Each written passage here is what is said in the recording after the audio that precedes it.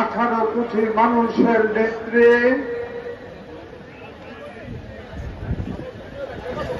তিনবারের প্রধানমন্ত্রী,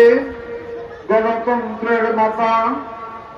বেগম খালেদা জিয়াকে যেন আল্লাহ অসুস্থতা থেকে রক্ষা করে। প্রিয় ভাইয়েরা আমার, প্রিয় মুসল্লিয়ান, আজকের এই মিলাদ মেহফিলে যারা উপস্থিত হয়েছেন, বিএনপি, ছাত্রদল, যুবদল, কৃষক দল, শ্রমিক দল, স্বেচ্ছাসেবক দল, ওলামা দল, মৎস্যজীবী দল সহ অসংখ্য কোরআনের পাখিরা এখানে আছে, হাফেজেরা এখানে আছে, যারা সকাল থেকে কোরআন তেলাওয়াত করেছে এখানে বসে। আমি বক্তব্য দেব না, আমি বক্তব্য দেওয়ার সময় এটা নয়, আমি শুধু একটা ছোট্ট স্মৃতিচারণ করেই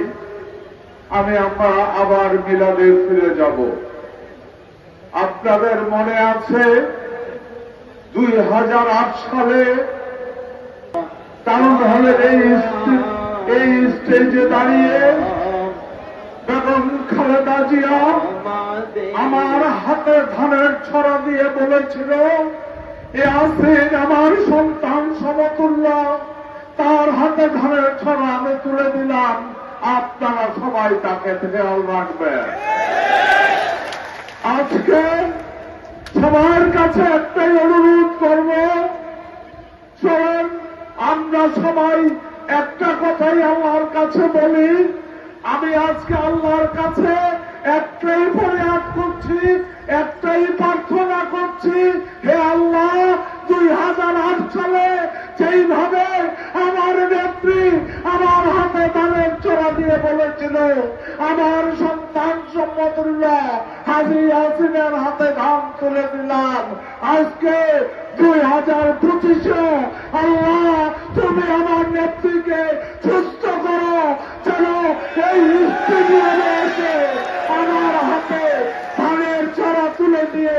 কুমিল্লাবাসীকে আবারও বলতে পারে,